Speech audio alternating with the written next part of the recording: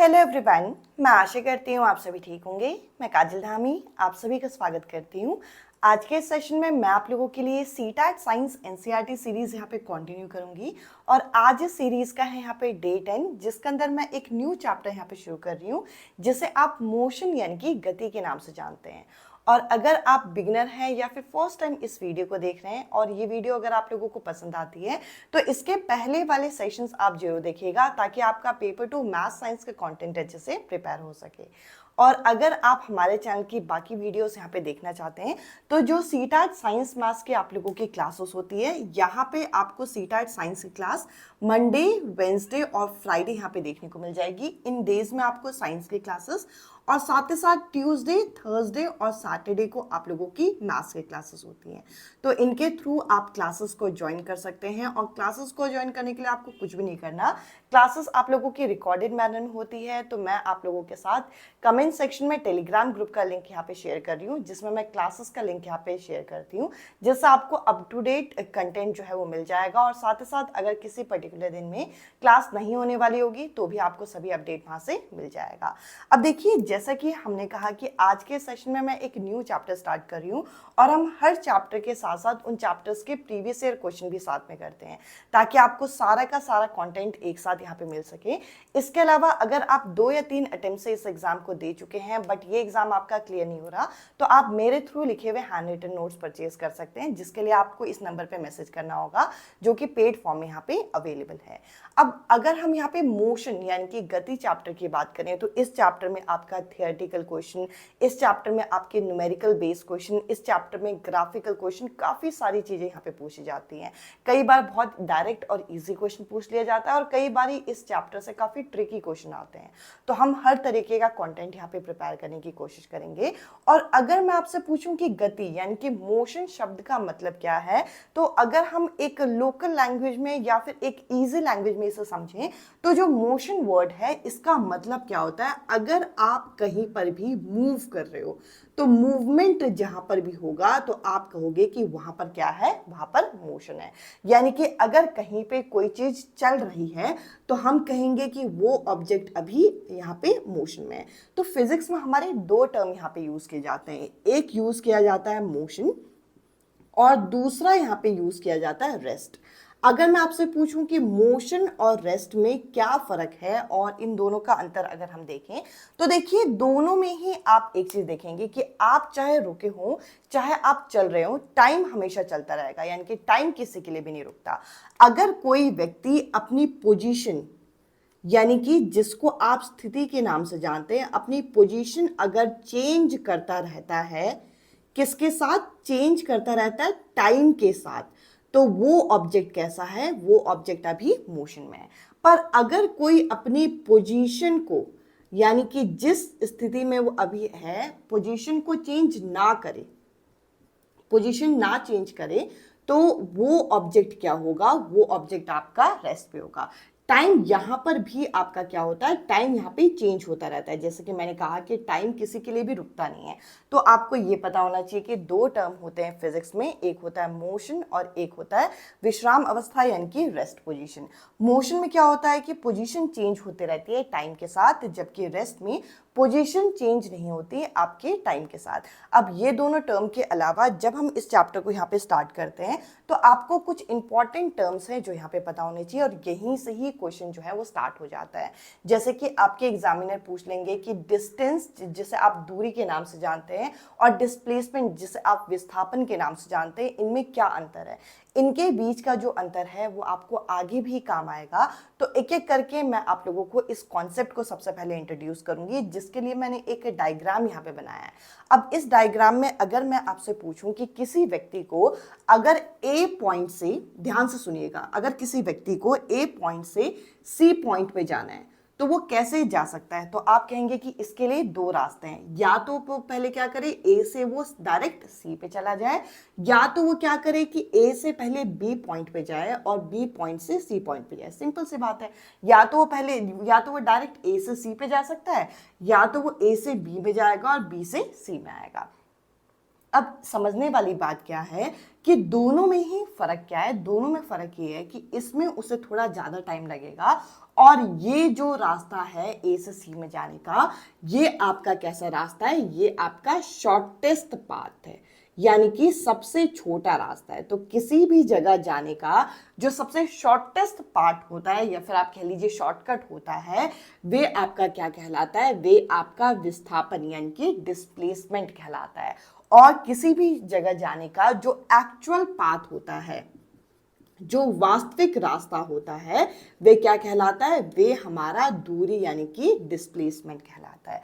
सबसे पहले तो आपको ये पता होना चाहिए कि एक्चुअल में डिस्प्लेसमेंट और डिस्टेंस में क्या अंतर है। डिस्प्लेसमेंट होता है किसी भी रास्ते का शॉर्टेस्ट पाथ, और डिस्टेंस होता है जो एक्चुअल पाथ हो। अब आप कहेंगे कि इस चीज को अगर हम किसी एक स्पेशल केस में देखें, कि ऐसा कोई केस जिसमें दोनों चीजें आपके बराबर हों, यानी कि अभी मैंने कहा कि डिस्प्लेसमेंट होगा शॉर्टेस्ट पाथ किसी भी जगह जाने का, और डिस्टेंस होगा एक्चुअल पाथ। क्या कोई ऐसा केस होता है जिसमें डिस्टेंस और डिस्प्लेसमेंट बराबर होगा?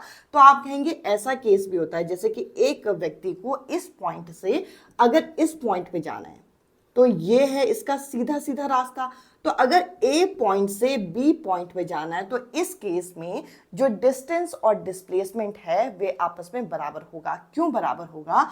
क्योंकि इस रास्ते का शॉर्टकट भी यही है और इस रास्ते का एक्चुअल पाथ भी यही है। तो पेपर में आपसे पूछते हैं कि कौन सा ऐसा केस होता है जिसमें डिस्टेंस जो होगा वे आपका किसके बराबर होता है, डिस्प्लेसमेंट के। यानी कि यहां पे आपको देखने को क्या मिलेगा, यहां पे दूरी और विस्थापन जो होगा वो आपस में समान होगा। अब अगर हम इन दोनों में अंतर देखें, तो इन दोनों में अंतर क्या है? अभी मैंने सबसे पहला अंतर तो आपके सामने क्या बताया कि डिस्टेंस क्या होता है। डिस्टेंस होता है जो आपका एक्चुअल पाथ होगा, जो आपका वास्तविक पाथ होगा, वे आपका डिस्टेंस कहलाता है। और डिस्प्लेसमेंट की अगर हम बात करें, तो किसी भी रास्ते का जो शॉर्टेस्ट पाथ होगा वो क्या होगा, वे आपका विस्थापन कहलाएगा। इसके अलावा एक खास और इंपॉर्टेंट पॉइंट है जो आपको पता होना चाहिए। जो डिस्टेंस होता है ये हमेशा पॉजिटिव आता है, यानी कि आप 1 किलोमीटर चलोगे, 2 किलोमीटर चलोगे, आधा किलोमीटर चलोगे, पर इसकी वैल्यू हमेशा पॉजिटिव रहेगी। पर विस्थापन की अगर हम बात करें, तो विस्थापन जो होगा ये आपका पॉजिटिव भी हो सकता है, इसके अलावा नेगेटिव भी हो सकता है, और जीरो भी हो सकता है। तो आपको ये पता होना चाहिए कि विस्थापन जो होता है ये आपका जीरो हो सकता है। अब आप कहेंगे जीरो कब होगा? जैसे कि फॉर एग्जांपल अगर कोई व्यक्ति एक पॉइंट से स्टार्ट करके वापस गोल घूम के उसी पॉइंट पे वापस आ जाए, तो इस केस में क्या होगा, इस केस में डिस्प्लेसमेंट जो होगा वे क्या हो जाएगा, वे हो जाएगा जीरो। अब इसके अलावा अगर हम यहाँ पे देखें, तो अगला क्या पॉइंट हो सकता है? अब अगर मैं आपसे एक जनरल क्वेश्चन पूछूं कि एक व्यक्ति आपके पास आता है और वो बोलता है मुझे आप खड़े हो अभी ए पॉइंट पे, और वो व्यक्ति आके आपको बोलता है कि मुझे ना सी पॉइंट पे जाना है और मुझे रास्ता बता दो, तो आप कौन सा वाला रास्ता आप आसानी से बता पाओगे? तो आप कहोगे कि ये वाले तरीके से, यानी कि शॉर्टेस्ट पाथ, यानी कि सीधे निकल जाओ और वो रहा रास्ता। तो ये बताना आसान है और ये वाला भी बताना आसान है, बट इसमें आपको घुमा के बताना पड़ेगा कि पहले सीधे जाओ, फिर इधर मुड़ो, उधर मुड़ो। अब इसमें अगर मैं आपसे पूछूं कि किस तरीके से आपने आसानी से दिशा बताई, तो आप कहेंगे विस्थापन की मदद से, डिस्प्लेसमेंट की मदद से। तो ऐसे आप याद रखेंगे कि ये कैसी क्वांटिटी है, ये एक वेक्टर क्वांटिटी है, यानी कि इसमें आपको डायरेक्शन भी देखने को मिलती है। और ये आपका कैसा क्वांटिटी है, ये आपका स्केलर क्वांटिटी है। अगर मैं एसआई यूनिट की बात करूं दोनों की, तो एसआई यूनिट दोनों की क्या होती है, दोनों की ही मीटर होती है। अब आपके एग्जामिनर एक और क्वेश्चन यहाँ पे पूछ लेते हैं कि डिस्टेंस को, दूरी को आप कौन कौन सी यूनिट से माप सकते हो? तो ये पॉइंट पे आप यहाँ पे लिखिएगा कि जो डिस्टेंस होता है इसको आप क्यूबिट से, CUBIT, क्यूबिट से, साथ साथ मीटर से और लाइट ईयर से मेजर कर सकते हैं। ये आपके एनसीईआरटी में दिया गया है। और ये जो सभी क्लासेस मेरी होती हैं ये सभी एनसीईआरटी बेस्ड होती हैं। साथ ही साथ नोट्स भी आपकी इसी फॉर्मेट में बनाए गए हैं जिससे आप इसे इजीली यहाँ पे समझ पाओ। अभी मैंने आप लोगों के साथ कुछ इंपॉर्टेंट टर्म्स, और यहाँ पे आपको क्या पता चला कि डिस्प्लेसमेंट जो होता है ये जीरो हो सकता है, जबकि डिस्टेंस जो है वो नॉन जीरो है, यानी कि जीरो नहीं हो सकता। ये एग्जामिनर द्वारा पूछा गया क्वेश्चन है, इसलिए मैं बार बार यहाँ पे फोर्स आपको कर रही हूँ कि ये आप याद रखेंगे, और जब मैं क्वेश्चन डिस्कस करूंगी तो ये पॉइंट आपको दोबारा रिकॉल होगा। अब इसके अलावा आगे का कंटेंट हम डिस्कस करते हैं, उसके बाद मैं इस चैप्टर के प्रीवियस ईयर क्वेश्चन यहाँ पे डिस्कस करूंगी। हालांकि ये चैप्टर भी कंप्लीट नहीं हुआ, इस चैप्टर में आप लोगों को जो ग्राफिकल क्वेश्चन वगैरह है, न्यूमेरिकल बेस है, वो अगले सेशन में मैं आप लोगों के साथ डिस्कस करूंगी। इसके आगे का कंटेंट हम डिस्कस करते हैं, फिर प्रीवियस ईयर क्वेश्चन हम डिस्कस करेंगे। अब मैं आप लोगों के साथ 3 इंपॉर्टेंट टर्म यहाँ पे डिस्कस करूंगी, जिसे आप स्पीड यानी कि चाल, साथ ही साथ वेग यानी कि वेलोसिटी और एक्सलरेशन के नाम से जानते हैं। यहाँ से आपके कई सारे न्यूमेरिकल बनते हैं और इस कॉन्सेप्ट को आपको समझना बहुत ज्यादा जरूरी है। सबसे पहले तो स्पीड और वेलोसिटी में अंतर क्या होता है, अगर हम यहाँ पे डिटेल में समझे तो चाल बेसिकली क्या होती है कि आप कितने समय में, कम से कम समय में कितनी दूरी यहाँ पे तय कर पाएंगे, तो वे आपका क्या बताता है, वे आपका स्पीड यहाँ पे बताता है। तो अगर हम इन शॉर्ट इसका फॉर्मूला लिखें, स्पीड का फॉर्मूला जो होता है वे होता है आपका डिस्टेंस अपॉन टाइम, यानी कि कितने समय में आप कितनी दूरी तय कर पाएंगे, ये आपकी स्पीड बताती है।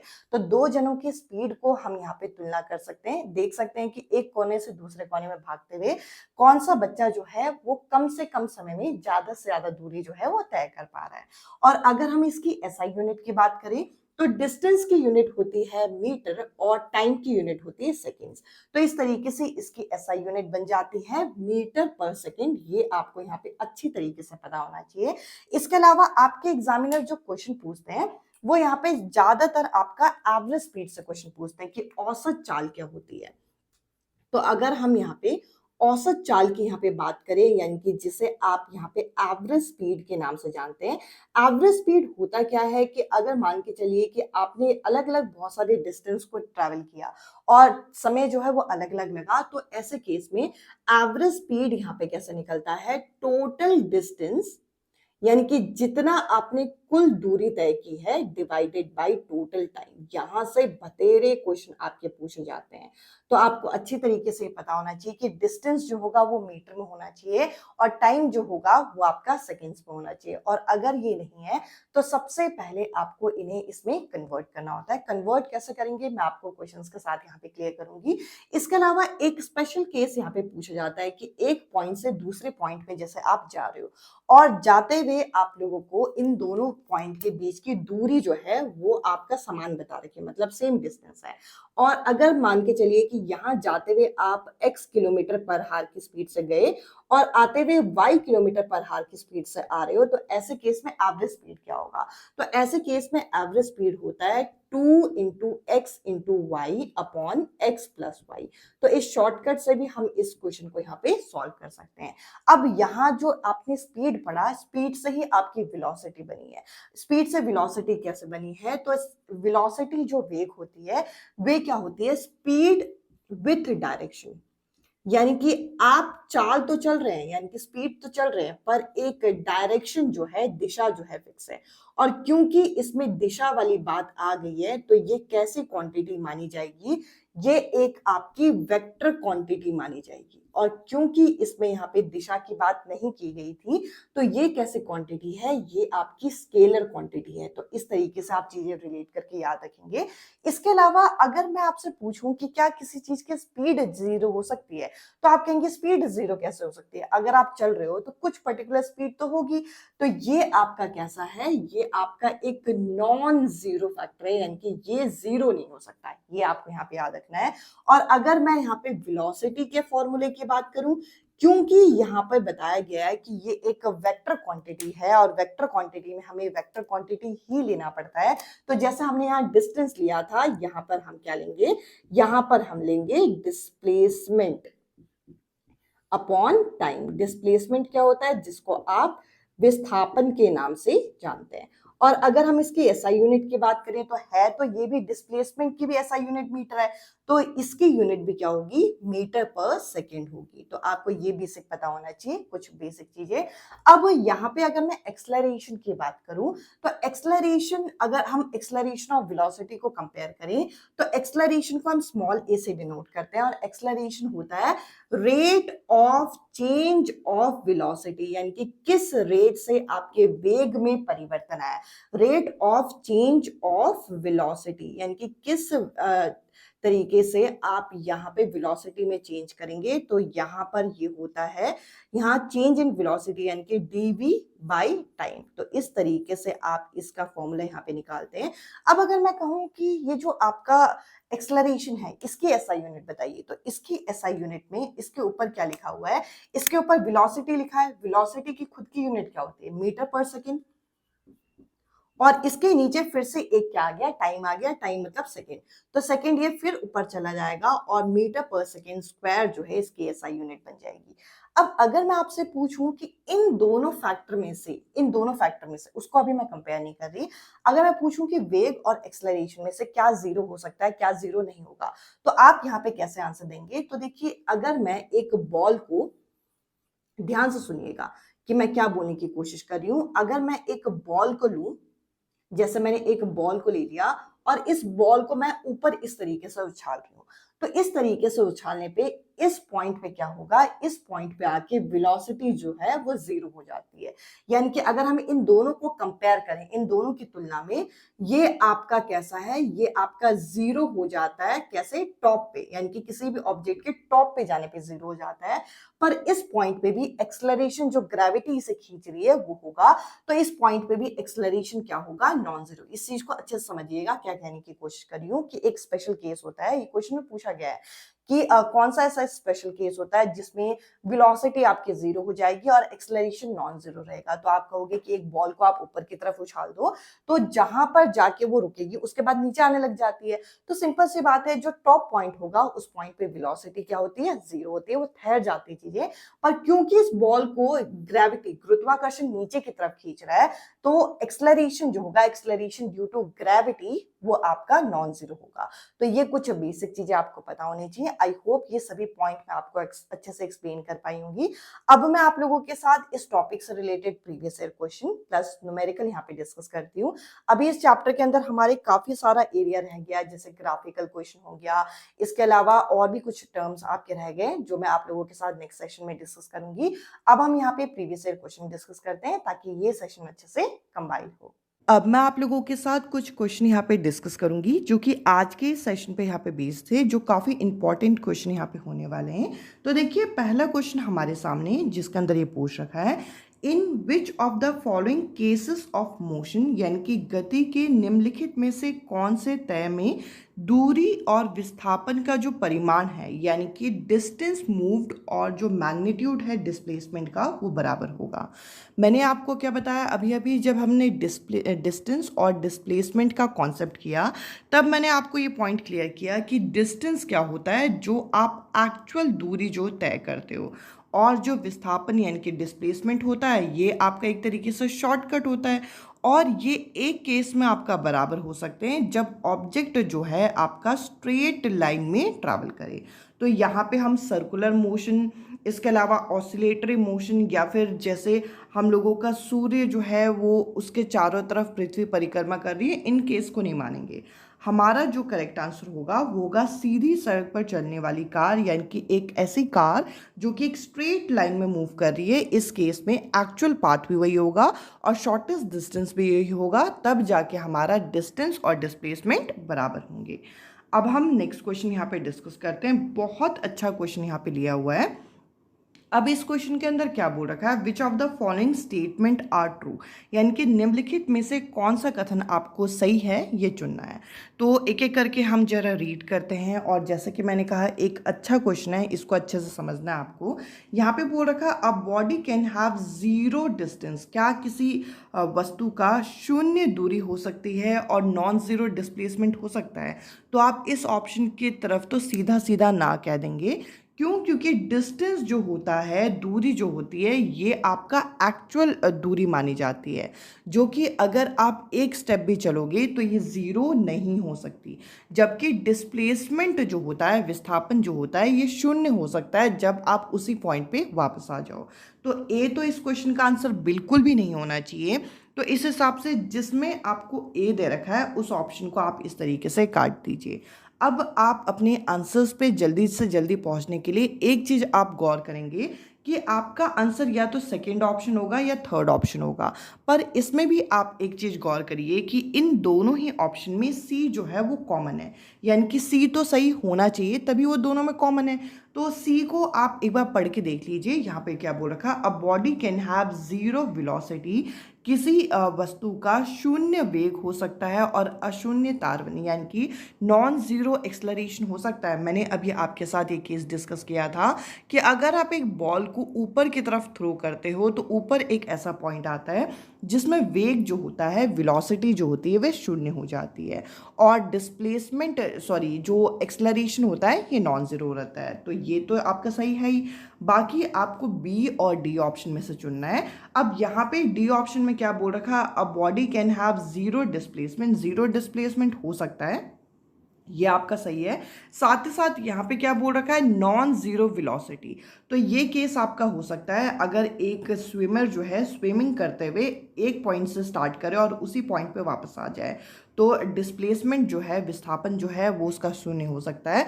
और ऐसा हो सकता है कि जाते हुए और आते हुए उसकी कांस्टेंट वेलोसिटी है, कांस्टेंट मतलब कोई एक फिक्स वेलोसिटी हो सकती है, तो नॉन जीरो वेलोसिटी वाला केस हो सकता है। तो ये वाला ऑप्शन यहाँ पे सही हो जाएगा। अगर मैं आप लोगों की नॉलेज के लिए बी ऑप्शन भी पढ़ती हूँ तो बी ऑप्शन में क्या बोल रखा, a body can have zero speed, किसी एक वस्तु की शून्य चाल, शून्य चाल अगर होगी तो उसकी वेलोसिटी भी शून्य होगी। क्यों शून्य होगी, क्योंकि वेलोसिटी कुछ और नहीं है, स्पीड है विथ डायरेक्शन। तो यहाँ पे आप इस ऑप्शन की तरफ नहीं जाएंगे। यहाँ पे सी और डी स्टेटमेंट सही होने की वजह से इस क्वेश्चन का तीसरा जो स्टेटमेंट है ये करेक्ट आंसर है। अब मैं आप लोगों के साथ एक न्यूमेरिकल यहाँ पे डिस्कस कर रही हूँ। अच्छा और इम्पॉर्टेंट क्वेश्चन है, इस क्वेश्चन को हम यहाँ पे समझते हैं।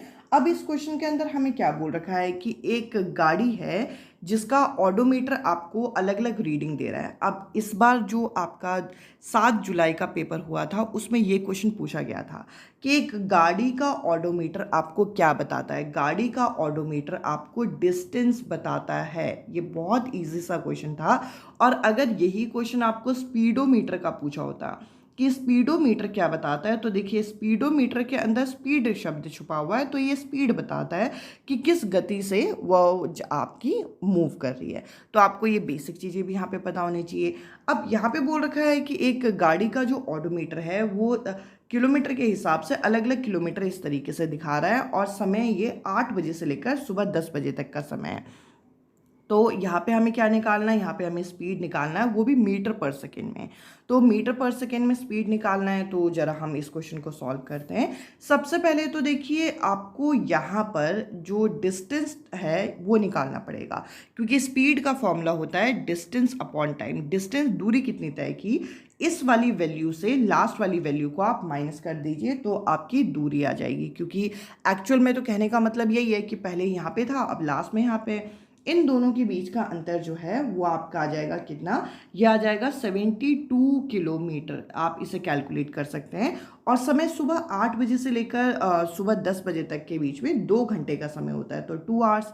अब आप यहाँ पे क्या करेंगे, अब आप फॉर्मूला लगाएंगे, speed equals to distance upon time. Distance कितना है 72, टाइम कितना है यहाँ पे 2। तो अब अगर हम इसे यहाँ पे सॉल्व करते हैं तो हमारा आंसर यहाँ पे आ जाएगा 36। अब एक चीज़ में गलती मत करिएगा कि सीधा आप 36 को टिक करें। क्यों, क्योंकि इन्होंने क्वेश्चन में एक चीज़ लिखी है कि आपको आंसर मीटर पर सेकेंड में निकालना है, और ये जो आंसर आया ये आपका किलोमीटर पर हार में आया। तो इसको अगर किलोमीटर पर हार से मीटर पर सेकेंड में कन्वर्ट करना है तो 5/18 से हम इसे भाग करते हैं, तो ये 2 बार में कट जाएगा और 2 5 से कितना होता है 10। तो इस हिसाब से इस क्वेश्चन का फर्स्ट जो ऑप्शन है वो करेक्ट आंसर है। अब मैं आपके साथ नेक्स्ट क्वेश्चन यहाँ पे डिस्कस करती हूँ, जिसके अंदर ये बोल रखा है कि मायरा जो है वो साइकिल चलाते हुए अपने फ्रेंड के घर एक पैकेट डिलीवर करने जाती है जो कि 5 किलोमीटर दूर है। मतलब डिस्टेंस आपको बता रखा है। जाते हुए वो 12 किलोमीटर पर हार की स्पीड से जाती है और आते हुए वो 8 किलोमीटर पर हार की स्पीड से आती है। अब एवरेज स्पीड जो है, औसत चाल आपसे इस क्वेश्चन में पूछ रखा है। और मैंने एक स्पेशल केस यहाँ पे आपके साथ ये डिस्कस भी किया था कि जाते हुए स्पीड आपको पता हो और आते हुए स्पीड आपको पता हो, तो एवरेज स्पीड निकालने के लिए हम क्या करेंगे, 2 इंटू x इंटू वाई, ये जो x और y है वो स्पीड है अपॉन x प्लस वाई। तो इस फॉर्मूले से आप निकाल सकते हैं 2 इंटू एक्स कितना है, x है आपका जाते हुए स्पीड कितनी थी 12, आते हुए स्पीड कितनी है 8, और 12 और 8 को जोड़ेंगे तो यहाँ पे कितना आ जाएगा 20 आ जाएगा। तो ये आप यहाँ पे काट दीजिए, और 12 8 ज़ा कितना होता है, 12 8 ज़ा होता है 96, और नीचे आ जाएगा 10। तो अगर 10 नीचे है तो डिवाइड करने की ज़रूरत नहीं है, ये आंसर कितना आ जाएगा 9.6 किलोमीटर पर हार। तो इस तरीके से आप इन क्वेश्चंस को यहाँ पे डील करेंगे। अब देखिए ऑडोमीटर से रिलेटेड एक और क्वेश्चन आ गया, मैं फिर से यहाँ पे आपको रिकॉल कर रही हूँ कि एक गाड़ी का ऑडोमीटर क्या मेज़र करता है, ये आपका डिस्टेंस यानी कि दूरी को मापने में काम में आता है। अब यहाँ पे बोल रखा है एक फैमिली जो है सूरत से मुंबई की तरफ जा रही है, और उनकी गाड़ी का जो ऑडोमीटर है वो 5812 किलोमीटर दिखा रहा है स्टार्टिंग में, और जब वो पहुंचे तो 6000 कुछ ये यहाँ पे ऑडोमीटर का जो है वो दिखा रहा है। अब जाते हुए उनको कितना जो उनके जर्नी में टाइम लगा, 5 घंटे 20 मिनट का टाइम लगा। तो एवरेज स्पीड निकालना है, तो एवरेज स्पीड निकालना है तो फॉर्मूला तो वही रहेगा, total distance upon total time. Total distance कितना है तो हम इन दोनों के बीच का अंतर यहाँ पे निकाल देंगे। इन दोनों के बीच का अंतर कितना निकलेगा, 280 किलोमीटर इन दोनों के बीच का अंतर आपका निकल गया। और अगर मैं आपसे टाइम पूछूं कि टाइम कितना लगा होगा, तो टाइम लगा 5 घंटे। 5 घंटे को इस तरीके से लिखिए, और 20 मिनट को भी अगर हम घंटों में बदलें तो यहाँ पे आप 60 नीचे इस तरीके से लिख देंगे। 1 0 से 1 0 कटा, और ये जाएगा 1/3। इसको आप मिक्स फ्रैक्शन से यहाँ पे कन्वर्ट करेंगे तो 5.33 जो है यहाँ पे आपका घंटे आ जाएंगे। बस आपको क्या करना है, इसको यहाँ पे 5.33 से भाग करके देखना है। पॉइंट हटाएंगे तो 2 0 ऊपर आ जाएगा, यहाँ पे आ जाएगा आपका 28,000, और यहाँ पे 533 इस तरीके से आपका आ गया। जब आप इसे यहाँ पे कैलकुलेट करेंगे तो हमारा जो करेक्ट आंसर आएगा वो आएगा 52.5 किलोमीटर पर हार। आई होप इस टाइप के क्वेश्चन आपको यहाँ पे क्लियर हो रहे होंगे। अब देखिए एक और क्वेश्चन मैंने यहाँ पे ले रखा है, और ये काफ़ी अच्छा क्वेश्चन है। इस क्वेश्चन को आपको बड़े ध्यान से समझना है। यहाँ पे बोल रखा है रेवा जो है अपने ऑफिस से अपने घर की तरफ ड्राइव कर रही है, और वो कितना दूर है, 22 किलोमीटर जो है वो दूर है, मतलब उसका ऑफिस और उसका घर। अब बोल रखा है कि स्टार्टिंग में उसने स्पीड कितनी रखी, 48 किलोमीटर पर हार फॉर 10 मिनट, यानी कि शुरुआत के 10 मिनट जो है 48 किलोमीटर पर हार की स्पीड से वो गई है। और आगे उसके बाद वो एक शॉप पे रुकी 15 मिनट के लिए ताकि वो कुछ सामान खरीद सके, और उसके बाद उसने अपनी जर्नी जो है वो दोबारा यहाँ पे रिज्यूम की, और अब शायद वो लेट हो रही होगी इसलिए वो 56 किलोमीटर पर हार की स्पीड से गई। तो उसके एंटायर जर्नी में एवरेज स्पीड कितने रही होगी, ये क्वेश्चन पूछ रखा है। अच्छा क्वेश्चन है, आराम से समझेंगे तो आपको ये चीज़ क्लियर होगा। बेसिक फॉर्मूला क्या होता है, आप कहेंगे speed equals to distance upon time. शुरुआत में पहली बारी में उसने यहाँ पे जो स्पीड रखी थी वो कितने रखी थी, 48 किलोमीटर पर हार, तो 48 लिख सकती हूँ। तो उसने कितनी दूरी यहाँ पे तय कर ली होगी, हम सबसे पहले ये चीज़ निकालेंगे। एक्चुअल में तो कितनी दूरी उसे तय करनी है, 22 किलोमीटर। आप खुद को इमेजिन करिए कि आपको 22 किलोमीटर जाना है, और शुरुआत में आपने 10 मिनट में 48 किलोमीटर पर हार की स्पीड से गए, तो कितनी दूरी आप तय करेंगे वो निकालते हैं। 10 मिनट का मतलब क्या है, अगर इसे घंटों में बदलेंगे तो 60 नीचे आ जाएगा। तो अब आपको इसे यहाँ पे सॉल्व करना है, और इसे यहाँ पे सॉल्व करने के लिए डिस्टेंस को डिस्टेंस की फॉर्म में रहने दीजिए, और आपके पास यहाँ पे 48 के साथ 10 मल्टीप्लाई हो जाएगा, 60 यहाँ पे नीचे आ जाएगा। तो इस तरीके से आप 0 से 0 यहाँ पे काटेंगे, और 6 के टेबल में 48 जो है वो कितने बार में आ जाएगा, 8 बार में। तो सिंपल सी बात है कि यहाँ पर जो उसे 22 किलोमीटर ट्रैवल करना था उसमें से 8 किलोमीटर जो है वो ट्रैवल कर चुकी है। उसके बाद वो रुक रही है ग्रॉसरी शॉप में कुछ सामान खरीदने के लिए, और वो कितने देर रुक रही है, 15 मिनट। इसको हम बाद में यूज़ करेंगे। दोबारा अब वो कितनी स्पीड से जा रही है, 56 किलोमीटर पर हार की स्पीड से जा रही है। एक मुझे छोटा सा नॉलेज ये देना कि अगर पूरा डिस्टेंस था 22 किलोमीटर, अगर वो 8 किलोमीटर जा चुकी है तो अब कितना डिस्टेंस उसका बच गया होगा, तो आप कहेंगे कि 14 किलोमीटर अब उसे और जाना है। बीच में हम मार्केट में रुकी, रुकने वाला तो हम गिनेंगे नहीं, तो अब ये जो 14 किलोमीटर है वो जाएगी 56 किलोमीटर पर हार की स्पीड से। तो हम क्या निकालेंगे, वही speed equals to distance upon time. इस बार स्पीड कितनी है, 56 है, डिस्टेंस कितना है यहाँ पे 14 है, और यहाँ से हमें टाइम निकालना पड़ेगा। तो टाइम हम यहाँ पे निकालेंगे तो टाइम को इधर ले जाइए, 14 को इधर और 56 नीचे चला जाएगा। तो आप इसे कैलकुलेट करेंगे तो ये 4 बार में पूरा कट जाता है 14 की टेबल में, तो यहाँ पे 1/4 घंटे यहाँ पे आ गया। आई होप इतना आपको यहाँ पे ये चीज़ें क्लियर हो गई होंगी। अब मैं यहाँ पे एवरेज स्पीड निकालती हूँ। एवरेज स्पीड का फॉर्मूला क्या होता है? एवरेज स्पीड का फॉर्मूला होता है टोटल डिस्टेंस। टोटल डिस्टेंस कितना है? 22 किलोमीटर पर हार, 22 किलोमीटर सॉरी। टोटल टाइम कितना है? पहली बारी में उसे कितना मिनट लगा? 10 मिनट। 10 मिनट को घंटों में कन्वर्ट करेंगे तो 10/60 आ जाएगा। इसके बाद वो 15 मिनट रुकी तो 15/60 यहाँ पे रखेंगे। अब उसके बाद हम इतनी मेहनत क्यों कर रहे थे? वो लास्ट वाला टाइम निकालने के लिए, जो कि 56 किलोमीटर पर हार की स्पीड से जब वो गई थी और 14 किलोमीटर ट्रैवल किया था तो 1/4 घंटे उसे लगे थे। तो हम इस चीज़ के लिए इतनी मेहनत कर रहे थे। और अब आपको बस इसे क्या करना है? एलसीएम लेके इसे सॉल्व करना है। एलसीएम लेने से पहले आप चाहें तो इसे यहाँ पे कैंसिल कर सकते हैं। तो ये तो 4 बार में कट जाएगा तो 1/6, 1/4, 1/4 आ जाएगा। 22 को आप 22 रहने दीजिए और आपको पता है इनका एलसीएम कितना आ जाएगा? 12 आ जाएगा। 6 की टेबल में 12 कितने बार में आता है? 2 बार में आता है। 4 की टेबल में 3 बार में आता है तो 3 यहाँ पे आ जाएगा और यहाँ पर भी 3 आ जाएगा। तो आप इस तरीके से यहाँ पे लिख सकते हैं। 12 ऊपर चला जाएगा 22 के साथ, तो हम यहाँ पे इस तरीके से लिख सकते हैं 3 3 6 7 8। तो आप इस तरीके से इसे लिख सकते हो। अब आप यहाँ पे देखोगे कि ये नंबर यहाँ पे कैंसिल हो जाएंगे। आप चाहें तो सबसे पहले इसे किस टेबल से काट सकते हैं? 4 के। 4 2 8 और 4 3 12। इसके अलावा ये यहाँ पे कट जाएगा तो कितना आ जाएगा? इन दोनों को मल्टीप्लाई करके 33। तो इस हिसाब से इस क्वेश्चन का ए जो ऑप्शन है ये करेक्ट आंसर है। अब मैं आप लोगों के साथ नेक्स्ट और लास्ट क्वेश्चन यहाँ पे डिस्कस कर रही हूँ। डिस्कस क्या कर रही हूँ? बेसिकली ऑडोमीटर पे बेस्ड क्वेश्चन है। यहाँ पे बोल रखा है एक कार का ऑडोमीटर है जो कि शुरुआत में इतना दिखा रहा था, फिर इतना दिखा रहा है। टाइम जो लगा 5 घंटे 10 मिनट का लगा। एवरेज स्पीड निकालना है। सेम इसी टाइप का क्वेश्चन मैंने अभी आप लोगों के साथ डिस्कस किया। ये लास्ट क्वेश्चन आप लोगों का होमवर्क क्वेश्चन है। आप लोगों को बताना है कि इस क्वेश्चन का क्या करेक्ट आंसर होगा। आई होप आज के सेशन आपको पसंद आया होगा। आज के सेशन में इतना ही। अब मैं आपसे मिलती हूँ अगले सेशन में अगले टॉपिक के साथ। Bye bye, take care.